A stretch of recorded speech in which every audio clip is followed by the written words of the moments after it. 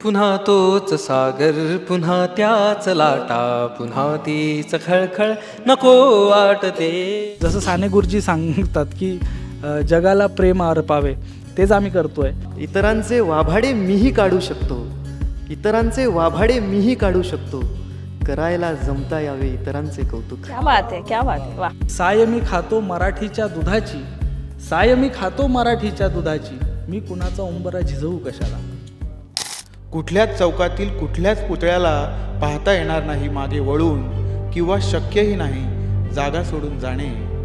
म्हणूनच सज्जनांनी तरी सोडलं पाहिजे पुतळ्याच्या मागे मागे थुंकणे, पुतळ्याच्या मागे थुंकणे. शेवटी शिवाजी जन्माला यावा तर दुसऱ्याच्या घरात, ही जोपर्यंत आपण वृत्ती सोडणार नाही तोपर्यंत आपण भाषेबद्दल काही करू ही शंका कायम राहील. मराठी शाळा जर जे काही इंग्रजी शाळांच्या लेवलच्या केल्या तर मला वाटत नाही की त्यांना इंग्रजी शाळेत घालायची गरज पडेल. आपलं DNA हा बदलू शकत नाही, तसा आपला मराठी माणसांचा DNA हा कधीच बदलू शकत नाही. अक्षर अक्षर तुझेच आहे हा जो कार्यक्रम आहे त्याला आत्ता जेनझीज कडून फार प्रतिसाद हो. मिळतोय, हो. कारण त्यांना इतर भाषेत ती गंमत जाणवली हो. नाही जी मराठी भाषेत आमच्या कवितांमधून त्यांना जाणवते. मराठी भाषा गौरव दिन आहे म्हणून मराठी भाषा संकटात आहे हे सारखं बोललं जातं. तुम्हाला वाटतं का मराठी भाषा संकटात आहे? नमस्कार, मी पूजा. लोकमतच्या या विशेष मुलाखतीमध्ये तुमचं स्वागत आहे. आज 27 फेब्रुवारी मराठी भाषा गौरव दिन. मराठी भाषेचं भूषण म्हणजे ज्यांचं साहित्य आहे अशा कुसुमाग्रजांचा आज वाढदिवस आपण सगळेजण मराठी भाषा गौरव दिन म्हणून साजरा करतोय.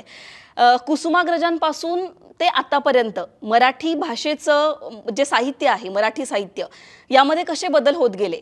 जसं सुरेश भटांनी लिहून ठेवलंय त्यावेळेला की आपल्या घरात हाल सोसते मराठी, आजही मराठी भाषा आपल्या घरात हाल सोसतीये का? सोसत असेल तर ती कशामुळे? मराठी भाषा खरंच संकटात आहे का?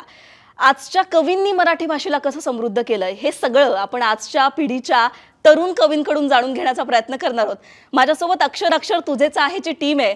अपूर्व माझ्यासोबत आहे, अविनाश आहे, नैनेश आहे आणि सारंग आहे.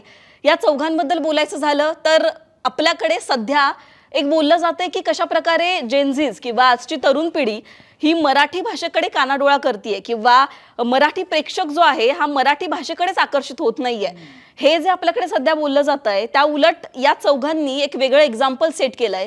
अक्षर अक्षर तुझेच आहे ही कवितांची मैफिल हे चौघजण घेऊन येतात आणि उदंड असा प्रतिसाद एका वर्षामध्ये या चौघांनी हे सगळं उभं केलंय आणि हाऊसफुल त्यांचे शो होत आहेत. महाराष्ट्रामधल्या प्रत्येक कोपऱ्यातली प्रत्येक मराठी माणूस, सगळी मंडळी उत्तम असा प्रतिसाद यांच्या शोला देतीये. या सगळ्यांवर आपल्याला बोलायचं आहे. मराठीचं बदललेलं स्वरूप यावर आपल्याला बोलायचं आहे. माझा पहिला प्रश्न तोच आहे की जसं की मी सांगितलं जेनझी बद्दल एक बोललं जातं, म्हणजे तुम्ही सगळे सुद्धा तरुण पिढी आहे आणि आशेने बघितलं जातंय तुमच्याकडे एक तरुण कवी म्हणून. मराठी भाषेकडे आजचा प्रेक्षक वर्ग, मराठी प्रेक्षक वर्ग हा कानाडोळा करतोय किंवा तो आकर्षित होत नाहीये असं जेव्हा बोललं जातं तेव्हा तुम्ही एक शो आणता आणि तो इतका मोठा, इतका प्रतिसाद त्याला मिळतो. मग मराठी प्रेक्षकांना आजच्या काय हवंय हे तुम्हाला कळालंय का? तुमच्या इतक्या शोला प्रतिसाद मिळतोय त्याची कारणं तुम्हाला काय वाटतात? पहिल्यांदा तर मला असं वाटतं की खास करून मराठी भाषेमध्ये जी मराठी कविता आहे, आपल्या महाराष्ट्रात ज्याचा जन्म होतो, मराठी घरात ज्याचा जन्म होतो, तो आई बाबा पहिल्यांदा बोलायला शिकतो आणि त्यानंतर जर काही तो म्हणत असेल आपसूक, ती म्हणजे कविता असते. बाळाचा जन्म झाल्यावर आपण त्याला अंगाई ऐकवत असतो आणि आपण जेव्हा हे जग सोडून जातो तेव्हा सुद्धा कवितेसोबत सोडून जातो. रस्त्यावर चालताना, झोपेतून उठल्यापासून परत रात्री झोपेपर्यंत आपल्यासोबत कविता असतेच मुळात. त्यामुळे असं होतं की मराठी माणसाच्या कविता हा जवळचा विषय होताच, पण एखादं साहित्य किंवा एखादं लिखाण आपल्याला कधी आवडायला लागतं जेव्हा ते आपल्याला त्याच्यातल्या ज्या भावभावना असतात त्या आपल्या जगण्याशी, आपण ज्या वयोगटात आहोत तेव्हा आपल्याशी त्या जेव्हा जोडल्या जातात तेव्हा त्या आपल्याला आवडतात. मला वाटतं विशेषतः आमच्या ज्या कविता आहेत त्यात दोन महत्त्वाच्या गोष्टी आहेत. एक तर त्यातली भाषा ही समकालीन भाषा आहे आणि त्यातला जो विचार आहे तो पण समकालीन आहे. याचबरोबर पण त्याच्यासोबत जी येणारी लय आहे ही पारंपरिक आहे. त्यामुळे हे जे मिश्रण आहे साहित्याचं आमच्या, ते म्हणून लोकांना भावतंय. त्यांना म्हणजे असं होतं बऱ्याचदा की अरे हे आपल्याला सांगायचं होतं, असं कदाचित आमच्या प्रत्येक रसिकांना वाटत असेल की अपूर्व जे बोलतोय, अविनाश जे बोलतोय, नैनेश जे बोलतोय, सारंग जे बोलतोय, हे आपल्याला सांगायचं होतं. म्हणजे अविनाश जे हा जेव्हा म्हणतो सारंग की फक्त थोडा वेळ थांबशील का गं, हे हे जगातल्या कुठल्याही मुलीला म्हणजे कुणालाही हे रिलेट होऊ शकतं. हा जेव्हा म्हणतो नको वाटते, प्रेमात त्रस्त झालेल्या कुठल्याही मुलाला हे सुचू शकतं. आपली प्रेयसी, आपली बायको, आपली मैत्रीण जेव्हा सुंदर सणाच्या दिवशी साडी घालून येते, त्यावेळेस या महाराष्ट्रातल्या मातीतल्या कुठल्याही पुरुषाला हे वाक्य सुचू शकतं की साडी त्याला फोटोमध्ये दिसतेच छान. त्यामुळे हे आम्ही काय कुणाचं बोलत नाही. माझे एक सर म्हणायचे की कवी, दोन कवी असतात, रसिक पण जगातला प्रत्येक माणूस कवी असतो. फक्त काही मुके कवी असतात, काही बोलके कवी असतात. आम्ही बोलके कवी आहोत. तेच म्हणजे मराठी प्रेक्षकांना काय हवंय, तुम्ही इतक्या सहज सोप्या पद्धतीने ते लोकांपर्यंत पोहोचवताय.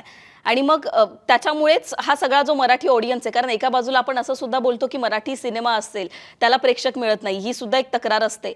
या सगळ्यांमध्ये तुमच्या जे काय म्हणजे सोशल मीडियावर तर धुमाकूळ आहेच, पण तिकीट खरेदी करून जाणं ही फार मोठी गोष्ट आहे आणि ते होतंय. याची कारणं सगळी माझी अशी वैयक्तिक व्याख्या आहे की म्हणजे बरेच जण आम्हाला भेटल्यानंतर म्हणतात की आत्तापर्यंत मला कवितेबद्दल एवढं काही विशेष कौतुक नव्हतं किंवा कवितेबाबतीत मी एक माणूस होतो आत्तापर्यंत, पण तुमच्या कार्यक्रमाला आलो आणि मग मला सगळं हे आवडायला लागलं, रिलेट व्हायला लागलं. तर माझं यावरती असं मत आहे की या जगातला प्रत्येक माणूस कवी आहे. का? कारण ज्याला एकमेकांच्या भावना कळतात, एकमेकांच्या भावनावर भाष्य करता येतं, तो प्रत्येकजण कवी आहे. आता जसं याने सांगितलं की मुके कवी आणि बोलके कवी, म्हणजे ज्याला व्यक्त होता येतं, व्यक्त न होता येणं ही त्याची एक मर्यादा आहे. पण जे लिहू शकतात तर ते आम्ही ह्यासाठीच लिहितो असं म्हणायला हरकत नाही की म्हणजे असेही प्रश्न येतातच की हे तुमचा अनुभव आहे का, म्हणजे तुम्ही लिहिलंय की पुन्हा तोच सागर पुन्हा त्याचा लाटा, तर मग हे तुमच्या स्वानुभवावरून तुम्ही लिहिलंय का.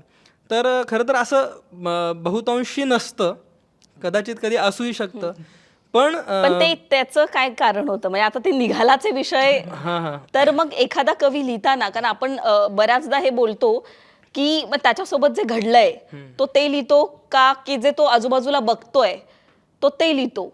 तुझं कसं आहे लिहिण्याची पद्धत ती? खरं तर आपण वैयक्तिक जे अनुभव घेतो त्यावरती आपणच आपलं दुःख घोटाळत बसत असतो, तर तेव्हा विशेष लिहायला वेळ नसतो मिळत. पण जेव्हा आपण आजूबाजूला बघतो, जेव्हा ते आपल्याला मग रिलेट व्हायला लागतं, तेव्हा खरी कविता येते. म्हणजे आता हे रिलीज होईल तेव्हा कदाचित माझ्या रूममेटने बघितलं तर थोडा विवाद होऊ शकतो, पण तो नेहमी बाजूच्या रूममध्ये जायचा आणि मग ते रोज त्याचं ते बाहेर आल्याचं स्वरूप मी बघायचो.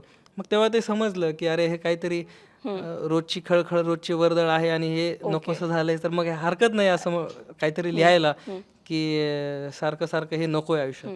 आणि मग ते त्यावरून हळूहळू पहिले मी एकच ओळ लिहिली होती, मग नंतर त्याला थोडंसं वाढवत गेलो, पण ते त्यालाच अनुसरून येत गेलं आणि मग एक सबंध कविता ती तयार झाली.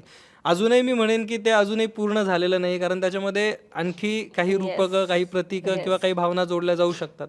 सो असं आहे कवितेचं. आणि हे जेवढं अनुभवातून येत जातं, जेवढं आपल्याला वाटतं की हां हे सुद्धा इतरांना रिलेट होऊ शकतं, तसं आपण लिहित जातो. सो आपण किती यापेक्षा कसं पोहोचतो हे खूप मॅटर करतं कवितेच्या संदर्भात. कुसुमाग्रजांचा वाढदिवस आहे आज, तर नैनेशला विचारायचं आहे मला की कुसुमाग्रज म्हणजे संत कवींपासून कुसुमाग्रज ते आताची पिढी, हे जे बदलतं स्वरूप आहे मराठी साहित्याचं, याकडे आजचे तरुण कवी कसं बघतात आणि तुम्ही काय घेतलं त्याच्यातून? तुला कवितेची गोडी कशी लागली, तू कुणाला बघितलंस, कुणाच्या कवितांनी जास्त प्रभाव टाकला, तुला कवी बनण्यासाठी मदत कोणी केली, तुला त्याच्यावर काय वाटतं? मला आधी माझ्या घरातच माझे वडील लिहितात, मला तिथूनच माझ्यात कविता आली असं मला वाटतं. आणि कुसुमाग्रजांकडून किंवा कोणाकडून काय घेतलं तर कसं लिहायला हवं. कुसुमाग्रज वाचल्यावर वाटतं की अरे ह्या माणसाने प्रेम इतकं छान लिहिलंय, विरह इतका छान लिहिलाय, प्रणय इतका छान लिहिलाय, वीररस इतका छान लिहिलाय, सामाजिक इतकं छान लिहिलंय, राजकीय इतकं छान लिहिलंय. तर त्यांच्याकडे बघून ते आपण पण शिकलं पाहिजे असं वाटतं. आता त्याच्यात होतं काय, कुसुमाग्रज जेव्हा मी पहिल्यांदा वाचायला घेतलं तेव्हा ती भाषा तितकी समजत नव्हती, कारण का आताची आपण जी भाषा बोलतो आणि तेव्हाची जी भाषा होती त्यात थोडंसं अंतर आहे. आपण तशी भाषा आता बोलत नाही. तर तो एक मला फरक जाणवतो. आणि मी पहिले जे कवी बघितले तर ते होते संदीप खरे होते, सौमित्र होते, ज्यांना मी टी व्हीवरती बघितलं कविता ऐकवताना, आणि त्यांच्याकडून मी खूप इन्स्पायर झालो कविता लिहिण्यासाठी. आणि मला वाटतं तेव्हा टी व्हीवर आयुष्यावर बोलू काहीचा प्रोग्राम आला होता, आणि तो बघितल्यानंतर त्याचा तर खूपच जास्त प्रभाव पडला होता माझ्यावर. आणि शाळेत ज्या कविता शिकवल्या गेल्या त्याचा पण खूप प्रभाव पडला, त्यामुळे कवितेची गोडी लागली.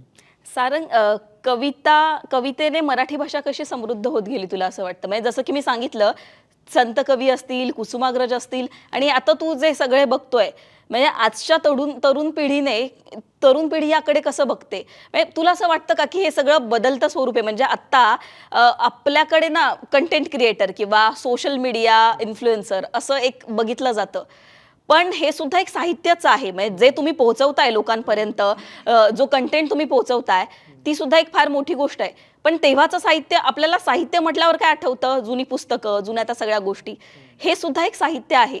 हे जे सगळं बदलतं रूप आहे मराठीचं, याकडे कसं बघतोस? तर नैनेश म्हणाला की त्याने कुसुमाग्रज वाचले आणि त्यातली भाषा फार वेगळी होती आणि आत्ताची भाषा जरा वेगळी झाली आहे. कारण बरीच मध्ये आक्रमणं झाली भाषेवरती आणि त्यातून ती भाषा हळूहळू विकसित होत गेली आणि आत्ता जी भाषा आपण बोलतो ती त्यापेक्षा वेगळी आहे. तर मला वाटतं की आता आपण जर एखादं जुनं पुस्तक वाचलं, त्यात माझं तुझं असे शब्द असतात. मग कविता म्हणजे माझं तुझं हेच लिहिलं म्हणजे ते कविता आहे असं बऱ्याच जणांना आजकाल वाटतं. पण तसं नाही. कवितेतला विचार महत्त्वाचा आहे. तुम्ही जे आज जगता ते जगणं तुमच्या शब्दांमध्ये उतरलं पाहिजे. आता संत तुकारामांनी लिहून ठेवलंय, नाही निर्मळ जीवन काय करील सावन. तर हा अभंगच झाला. तर मी सुद्धा अभंगात काही लिहिलं आहे. तर मग जर तुम्ही संत तुकारामांचे अभंग वाचले, त्यानंतर पण अनेक साहित्यिकांनी अभंग लिहिलेत आणि जेव्हा मी पण तो प्रकार हाताळला, तेव्हा त्यात तुम्हाला तो विचारांमधला फरक जाणवेल. तर मी जस्ट माझा एक अभंग ऐकवतो. माझा क्षण क्षण माझा क्षण क्षण जरी सुखासीन तरी उदासीन, माझे गाणे माझे गाणे माझे गाणे फक्त येतो एक कवडसात, फक्त येतो एक कवडसात, माझ्या गाभाऱ्यात देव नाही, वाह, क्या बात आहे. देव नाही, देव नाही. लागला शेवटी हाताला पाचोळा, लागला शेवटी हाताला पाचोळा, जन्माचा धांडोळा व्यर्थ गेला, व्यर्थ गेला, व्यर्थ गेला. तर मी आत्ताचा जो संघर्ष अनुभवतो माझ्या जगण्यात, रोजच्या माझ्या दैनंदिनीत, तर तो मी फॉर्मॅट तोच आहे अभंग, ज्यात संत तुकाराम महाराज लिहायचे. पण त्याचमध्ये मी माझी आजची जी मनातली विवशता आहे किंवा एक नैराश्य आहे, ते मी या अभंगाच्या माध्यमातून व्यक्त केलं आहे. वेगळ्या प्रश्नाकडे येते मी. आपलं थोड्या वेळा आधी बोलणं झालं की कवी आत्ताचे राजकीय परिस्थिती किंवा एकूणच समाजात आजूबाजूला काय घडतं या विषयांना हात का नाही घालत? कारण म्हणजे आधीचे कवी, तू कुसुमाग्रजांचं सांगितलंस, त्यानंतर आपण नामदेव ढसाळ घेऊयात, त्यानंतरचे जे काही कवी होऊन गेले त्यांनी लिहिलंय सगळ्या विषयांवर. तरुण पिढीकडून अपेक्षा आहेत कारण लोक बघतायत त्यांना, त्यामुळे आपल्या आजूबाजूला काय घडतंय या विषयांवर पण भाष्य करणं गरजेचं आहे. आणि मी एक मुलाखत बघितली होती रामदास फुटाण्यांची, त्यांनी असं म्हटलं की मी सूर्य, फुलं, पानं यावर लिहिण्यापेक्षा मी नेहमीच माझ्या आजूबाजूला काय घडतंय किंवा माझ्या समाजात राजकीय परिस्थिती काय आहे त्यावर मी लिहिणं पसंत करेल. कारण कवीकडून या अपेक्षा आहेत लोकांच्या, तर त्या विषयाला पण आपण हात घालावा, त्यावर लिहावं असं वाटत नाही का? वाटतं, मला असं वाटतं. आता आपण ह्या समाजात वावरत असताना सगळ्याच गोष्टींमधून आपण जात असतो. म्हणजे ते प्रेम असू दे, विरह असू दे, एखाद्याचा राग येणं असू दे, एखाद्याचा द्वेष येणं असू दे. आणि मला असं वाटतं लिहत नाहीत तरुण कवी असं नाही आहे. आता मीही सामाजिक कविता लिहितो, पण आता आम्ही जेव्हा शोमध्ये सादर करत असतो तेव्हा लोकांना ते ऐकायचं की नाही, हा पण एक मुद्दा लोकांना आहे. प्रेम कविताच ऐकायच्या आहेत. हां. आता मी तुला अजिबातच तू Yes, म्हणतेस yes, म्हणून एक ऐकव, कविता ऐकव. ऐकवतो. शहरातील एक सज्जन जाऊन थुंकला चौकातल्या आदर्शाच्या पुतळ्यामागे. शहरातील एक सज्जन जाऊन थुंकला चौकातल्या आदर्शाच्या पुतळ्यामागे. पुतळा पाहू शकला नाही तो क्षण, कसं ओळखणार त्याचं मन. लोकांना दिशा दाखवणारा पुतळा उभा आहे चौकात, वर्षानुवर्ष एकाच दिशेला पाहत. पुतळ्याची मान आहे जखडलेली, किंवा तशी व्यवस्थाच आहे करून ठेवलेली. पुतळ्याला पाहता आलं असतं इकडे तिकडे किंवा निदान मागे, तर कधीच सोडून गेला असता त्याची चौकातली जागा. कुठल्याच चौकातील कुठल्याच पुतळ्याला पाहता येणार नाही मागे वळून, किंवा शक्यही नाही जागा सोडून जाणे. म्हणूनच सज्जनांनी तरी सोडलं पाहिजे पुतळ्याच्या मागे मागे थुंकणे, पुतळ्याच्या मागे थुंकणे. वा. आणि मला असं वाटतं मी एकटाच नाही, असे बरेच कवी आहेत जे सामाजिक कविता देखील लिहितात आणि प्रेम कविताही लिहितात. आता कोणी, आता प्रत्येकाचा इंडिव्हिज्युअल चॉईस आहे की त्यांनी प्रेमावर लिहावं की नाही लिहावं, किंवा फक्त प्रेमावर लिहावं. हा प्रत्येकाचा इंडिव्हिज्युअल चॉईस आहे. पण या पुढे जाऊन लिहावं, या सगळ्या विषयांनाही हात घालावा आणि लोकांनी त्या गोष्टींनाही भरभरून प्रतिसाद द्यावा, असं वाटतं प्रयत्न तर खूप असणार आहे पुढे तुमचा. हो, आमचा तो प्रयत्न आहेच. असा आमचा तो प्रयत्न आहे Yes, आणि yes. असणारच आहे. चालेल. सारंग कडे मी येते. एक मला एक फक्त हो, तू चालेल. एक add मध्ये करायचं असेल वाक्य म्हणालीस हा. की सूर्य फुलं पानं हो, या हो, हो. विषयावरती मी लिहिणं टाळतो आणि मी राजकीय हो. लिहितो. पण मला असं वाटतं की सूर्य फुलं पानं ही जी आहेत ती प्रतीकच आहेत. या प्रतीकांचा वापर करून तुम्ही राजकीय भाष्य करूच शकता. हो, त्यामुळे असं एक विधान मला म्हणजे तितकंसं असं तार्किक वाटत नाही. आता माझी एक कविता आहे, त्यात मी सरडा हे प्रतीक वापरलंय. ओके. तर त्यातनं ती बघायला गेली तर ती एक आपल्या मनात जे विचार येतात किंवा आजूबाजूला जी परिस्थिती आहे त्यावरही असू शकते असं म्हणता येईल, किंवा मग ती जर राजकीय अंगाने घेतली तर ती राजकीय म्हणता येईल. तर ती एक गझल आहे. सुरेश भट जे आहेत त्यांनी बऱ्याच प्रमाणात आपले विचार गझल या फॉर्मॅटमध्ये मांडले आहेत. तर ती गझल मधले काही शेर मी सादर करतो की उरले नाही कुणालाच रंगांचे कौतुक, उरले नाही कुणालाच रंगांचे कौतुक, जिकडे तिकडे चालले सरड्यांचे कौतुक. काही हुशार होते तेही वेडे झाले, काही हुशार होते तेही वेडे झाले, करत राहिले वेडे मग वेड्यांचे कौतुक. क्या बात आहे. देणे नाही घेणे नाही उगाच अपुले, देणे नाही घेणे नाही उगाच अपुले, ह्यांना त्यांचे कौतुक त्यांना ह्यांचे कौतुक. इतरांचे वाभाडे मीही काढू शकतो, इतरांचे वाभाडे मीही काढू शकतो, करायला जमता यावे इतरांचे कौतुक. क्या बात आहे, क्या बात आहे. वा. उरले नाही कुणालाच रंगांचे कौतुक, जिकडे तिकडे चालले सरड्यांचे कौतुक. हिंदीमध्ये खूप छान ओळी मी कुठेतरी वाचल्या होत्या की या जगामध्ये जेवढेही टपाल घर आहेत ते हे प्रेमाचं प्रतीक आहे, आणि जेवढे कोर्ट कचेऱ्या आहेत त्या द्वेषाचं प्रतीक आहे. मला याचं काहीच आश्चर्य वाटत नाही की आपल्या देशामध्ये हळूहळू टपालखाने बंद पडत चाललेली आहेत आणि कोर्ट कचेऱ्यांची संख्या वाढत चाललेली आहेत. तर आमचा हा उद्देश आहे की जसं साने गुरुजी सांगतात की जगाला प्रेम अर्पावे, तेच आम्ही करतो आहे. आणि जेव्हा जेव्हा गरज पडेल एक साहित्यिक म्हणून साहित्यिक म्हणून, एक या महाराष्ट्राचा, या देशाचा नागरिक म्हणून, तेव्हा तेव्हा आम्ही लिहूच, आम्ही चळवळीत ते आम्ही त्या चळवळीत सहभाग घेऊच. तर मला वाटतं की हे होत राहणार आहे पुढेही. आपण एक त्याच्यातली नकारात्मक बाजू सोडून एक सकारात्मक बाजू जर पकडली आणि काम करत राहिलो तर मला वाटतं आपलं होईल. आणि आपल्याला कोणाची गरज नाही. भट साहेबच एका ठिकाणी म्हणतात की साय मी खातो मराठीच्या दुधाची, साय मी खातो मराठीच्या दुधाची, मी कुणाचा उंबरा झिजवू कशाला. की मराठी शाळांची जी संख्या कमी होत चाललेली आहे, मराठी शाळांमध्ये विद्यार्थ्यांची जी संख्या कमी होत चाललेली आहे, त्याच्यामुळे पालकच इंटरेस्ट दाखवत नाहीयेत मुलांना मराठी शाळांमध्ये टाकण्यासाठी. त्यांना स्वतःला कुठेतरी वाटतं की अरे मी याला मराठीत शाळेत टाकलं, मराठी शिकवली तर पुढे जाऊन त्याला तो करिअर वाईज त्याचं काही चांगलं होणार नाही. ही गोडी कशी निर्माण करता येईल मराठीची?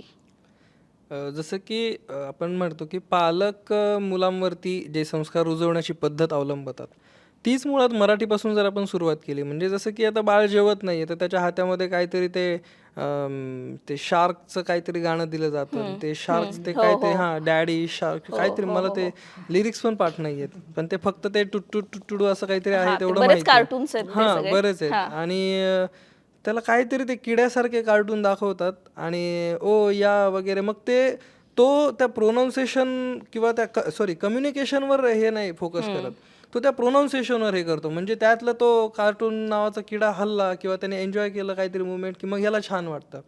हेच जर आपण जर त्याला हनुमानाची उडी किंवा शिवाजी महाराजांचा काही प्रसंग कार्टून स्वरूपातच, ॲनिमेशनमध्ये हे असे बरेच उपक्रम उपलब्ध आहेत यूट्यूबवरती, तर हे जर त्याला दाखवलं किंवा त्याला आपण लहानपणापासूनच असं काहीतरी इंग्रजी कविता ऐकवतो किंवा ते जॉनी जॉनी येस पप्पा, कशाला पाहिजे जॉनी जॉनी, आपल्याकडे पण भरपूर काही आहेत ना, त्याला आपण स्तोत्र शिकवू शकतो, श्लोक सांगू शकतो, मनाचे श्लोक आहेत लहानपणापासून सुद्धा ते बिंबवल्या जाऊ शकतात. तुकारामांचे अभंग आहेत, पसायदान शिकवू शकतो बाळाला, त्यातल्या त्यात बालकविता आहेत, काही बडबड गीतं भरपूर आहेत आपल्याकडे. तर असं आपल्याकडे जर साधन असेल, म्हणजे मुळात काय आहे, आपल्याला एक सवय फार असते की आपण एखाद्या गोष्टीकडे समस्या म्हणून बघतो. वृत्ती अशी असली पाहिजे की समस्येकडे संधी म्हणून सुद्धा बघता आलं पाहिजे. जर मला वाटतं की भाषा कुठेतरी खचली जाते, तर मग उठ आणि कामाला लाग आणि घे उचल विडा आणि काढ भाषेला बाहेर. म्हणजे तुला जर समस्या कळाली आहे तर मूळ तुला माहिती आहे की नेमकी समस्या काय आहे, तर मग समस्येचं ज्याला मूळ कळतं त्याला त्याचं कसं निराकरण करायचं हे सुद्धा कळलेलं असतं. पण ते काय आहे, शेवटी शिवाजी जन्माला यावा तर दुसऱ्याच्या घरात, ही जोपर्यंत आपण वृत्ती सोडणार नाही तोपर्यंत आपण भाषेबद्दल काही करू ही शंका कायम राहील. तर मला तेच वाटतं की लहानपणापासून आपण आपल्या बाळाला किंवा मुलाला जेवढं होईल तेवढं आपल्या संस्कृतीमधलं, आपल्या भाषेमधलं, मातृभाषेमधलं, मराठीमधलं जेवढं रसायन पुरवत राहू, तेवढं तो मुलगा आपोआप पुढे जाऊन तो 4 लोकांना सांगेल की नाही नाही हे बाजूला ठेव, मला माहिती आहे काय ऐकायचं किंवा काय बोलायचं. आणि लहान मुलंच हे सांगू शकतात, कारण ते खरं बोलतात आणि तिथल्या तिथे ते बोलू शकतात. किंवा मोठे म्हणून आपण तरी थोडा विचार करतो की याला काय वाटेल म्हणून, लहान बाळ तिथे जाऊन बोलतं तरी हे काय दाखवताय त्याला, हे हक्काने दाखव सांगू की, शकतं, हक्काने मला हे सांगतात बघायचंय. ते. तर ते आपण संस्कार हे खडे बोल त्याच्यामध्ये रुजवलं पाहिजे, हे बाळकडूच त्याला दिलं पाहिजे की असं असं राहा आणि हे पुरव बस. येस बोल. मला असं वाटतं की इंग्रजी भाषेमुळे लोक जर इंग्रजी शाळेत मुलांना टाकत असतील, मला असं वाटतं की मराठी शाळेत चांगली इंग्रजी शिकवण्याची गरज आहे, ना की इंग्रजी शाळेत मुलांना टाकण्याची गरज आहे. मराठी शाळा जर जे काही इंग्रजी शाळांच्या लेवलच्या केल्या तर मला वाटत नाही की त्यांना इंग्रजी शाळेत घालायची गरज पडेल. मराठी शाळेची गुणवत्ता ढासळत गेल्यामुळे किंवा तशी परिस्थिती आणल्यामुळे लोकांना इंग्रजी शाळेत मुलांना टाकावं असं वाटतंय. मराठी शाळेची गुणवत्ता वाढल्यावर आणि मराठी शाळेत इंग्रजी चांगलं शिकवलं जाऊ शकतं आणि तसं शिकवलं गेल्यावर मराठी शाळेची पटसंख्या वाढू शकते आणि मराठी तशीच जगू शकते. आजच्या पिढीतल्या ज्या मुलांना असेल, लहान मुलांना असेल, तो ॲटलिस्ट आपण चॉईस तरी उपलब्ध करून दिला पाहिजे की त्यांना निवडू द्या, तुम्हाला कुठली भाषा आवडते, तुम्हाला कुठल्या भाषेत व्यक्त व्हायला आवडतं, तुम्हाला कुठल्या भाषेत लिहायला आवडतं. आता हा म्हणाला की जॉनी जॉनी यस पप्पा हे शिकवलं जातं, पण ती पण कविता शिकवा आणि त्याच ह्याच्यात एक अग्गोबाई ढग्गोबाई सारखी पण कविता त्यांना ऐकवा. त्यांना निवडू द्या, त्यांना निवडू द्या की त्यांना काय आवडतंय. तर मला वाटतं की आपल्या भाषेत जर ती ताकद असेल, आपल्या शब्दांमध्ये जर ती मजा असेल, जे की आहे, आणि अक्षर तुझेच आहे हा जो कार्यक्रम आहे त्याला आत्ता जेनझीज कडून फार प्रतिसाद मिळतोय, कारण त्यांना इतर भाषेत ती गंमत जाणवली नाही जी मराठी भाषेत आमच्या कवितांमधून त्यांना जाणवते. आमच्या कविता त्यांना फार जवळच्या वाटतात, त्यात मजा वाटते, त्यांना खूप ते कनेक्टेड फील होतं. त्यामुळे मला वाटतं की एकदा का भाषेची गोडी लागली की मग आपल्याला ह्या सगळ्या प्रश्नांवर विचार करण्याची गरज नाही. तर भाषा येणं गरजेचं आहे, पण त्या येता येता मराठी जपणं सुद्धा तितकंच महत्त्वाचं आहे. तुम्हाला बोलायचं आहे, हीच मराठी जपण्यासाठी आजचे जे जेनझीज आहेत त्यांनी कुठली पुस्तकं वाचायला हवीत, काय ती पुस्तकं तुम्ही सजेस्ट कराल? म्हणजे प्रत्येकाने वेगळी वेगळी पुस्तकं जरी सजेस्ट केली 5-5, कारण जे बघत असतील आणि एक प्रश्न असतो प्रत्येकाला की काय वाचावं, मग असं कुठलं साहित्य, कुठल्या लेखकांना त्यांनी वाचावं, कुठली पुस्तकं वाचावी जेणेकरून त्यांना आवड निर्माण होईल आपल्या भाषेबद्दल? मला असं वाटतं की मराठी भाषा जपण्यासाठी कुठली पुस्तकं वाचावी याच्या म्हणजे मी कुठली पुस्तकं वाचावी हे मी सांगेल, पण मराठी भाषा जपण्यासाठी मुळात आपल्या दैनंदिन आयुष्यामध्ये रोज घरापासून तर ऑफिसपर्यंत जाईपर्यंत फक्त आणि फक्त मराठीतच बोलण्याचा प्रयत्न केला पाहिजे. आणि मग कुठले कवी वाचावे, तर माझा एक थोडा वेगळा दृष्टिकोन आहे याच्यावर. मला असं वाटतं की जसं आपण कुसुमाग्रज, भटसाहेब वगैरे, तुकाराम महाराज यांच्या बाबतीत बोलतो, तिथं वाचलीच पाहिजे. पण त्याच्या आधी आपण आपल्या आजूबाजूचे कवी काय लिहित आहेत, आपल्या आजूबाजूचे आपल्या वयाचे साहित्यिक काय लिहित आहेत, हे जर आधी आपण वाचलं, कारण त्याची भाषा सोपी आहे, त्याच्यातला विचार आपल्यासारखा आहे, तर मग आपल्याला आपसुकच गोडी लागते. आणि मग आपण नंतर कुसुमाग्रज वाचू शकतो, नंतर मग तुम्ही संत साहित्य पण वाचू शकता. पण जसं आपण शाळेत शिकताना मुळाक्षरं आणि मग सोप्या सोप्या कविता वगैरे असं शिकत जातो, तसंही कोणी अगदी सुरुवात करत असेल वाचनाची, ज्याला आवड आहे, त्यांनी कुसुमाग्रज वाचून आणि तुकाराम वाचून त्याला आवड तशी डेव्हलप होणार नाही. आत्ताचे जर कवी वाचले, तर आत्ताच्या कवींमध्ये माझा आवडता सगळ्यात शायर आहे वैभव देशमुख.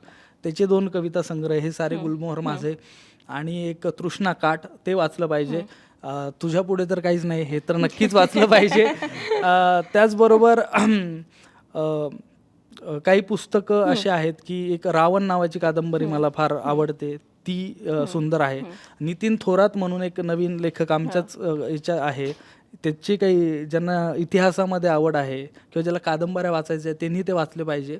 आणि केतन पुरीचं एक मुकद्दर नावाचं पुस्तक आहे, ते पण वाचलं पाहिजे. तर अशाने तुम्हाला जर आपल्या आसपासचे जर कवी लेखक जे लिहित आहेत वयाचे, ते वाचलं की तुम्हाला झटकन कळतं काय म्हणायचं आणि तुम्हाला गोडी लागते.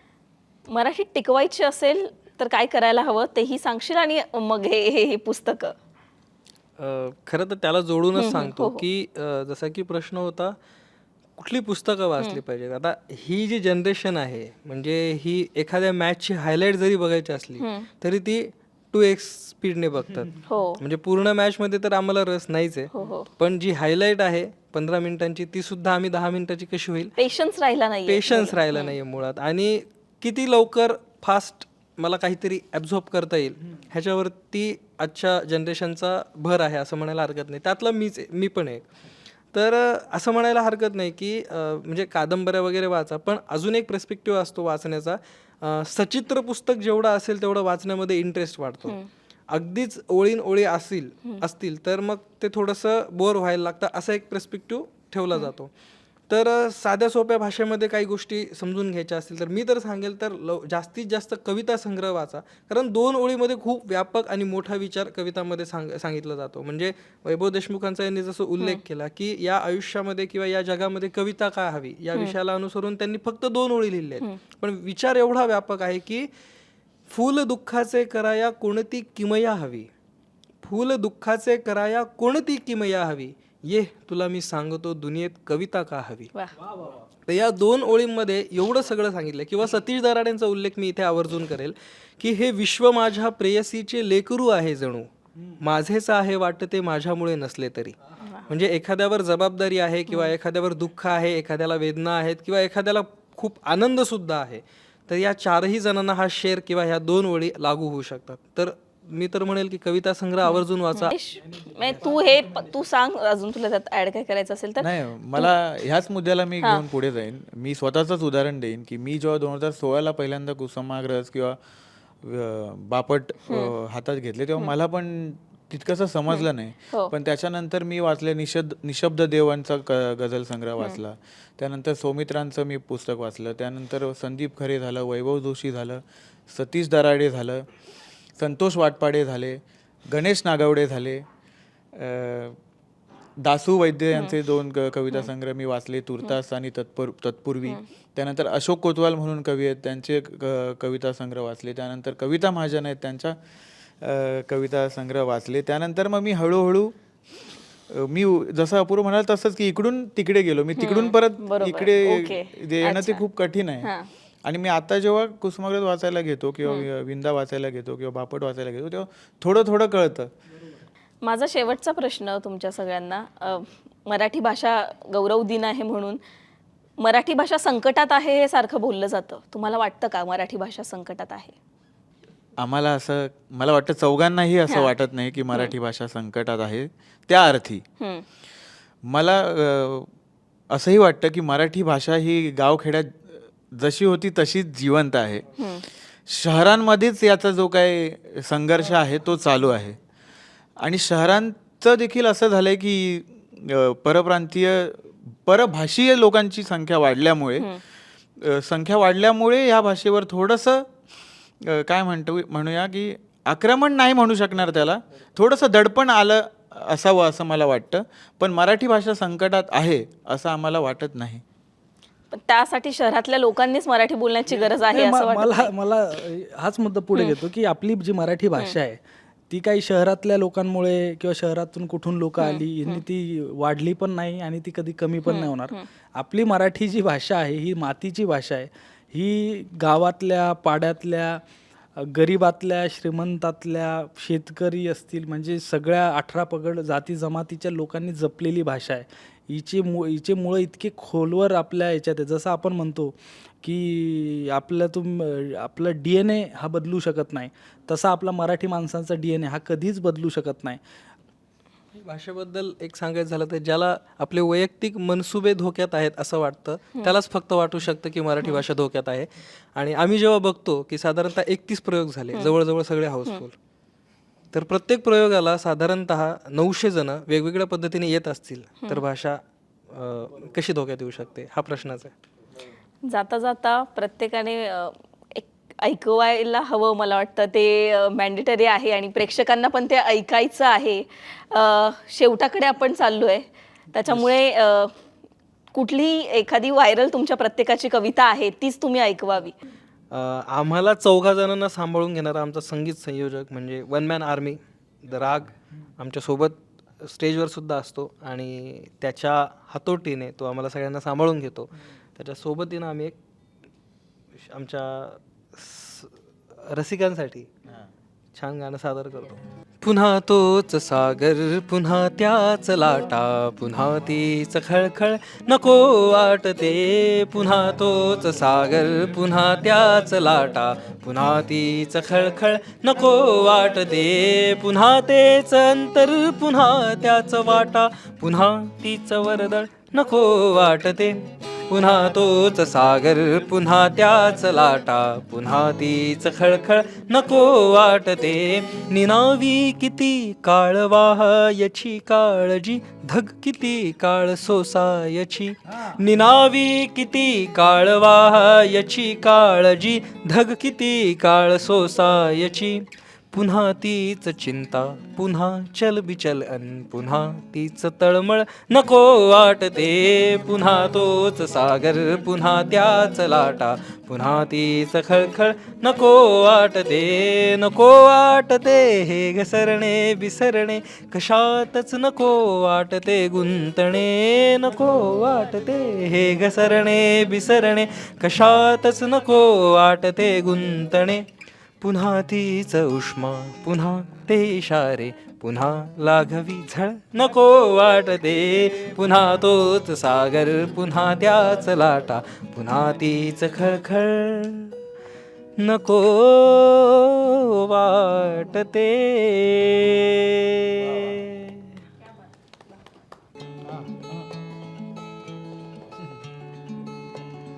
दिवस गेला रात आली रात राणी गात आली. दिवस गेला रात आली रात राणी गात आली. गात गात रात रात दरवळले ओठ एक चांदण्याची रात झाली मोकाट मोकाट. सखे तुझ्या विठी मंदी व्हावी माझी ग पहाट पहाट. एक चांदण्याची रात चंद्र पांढरा पांढरा त्याला नाही तुझी सर. हे चंद्र पांढरा पांढरा त्याला नाही तुझी सर. तुझा चेहरा सावळा त्यात तिळाची गभर भर ग. एक चांदण्याची रात.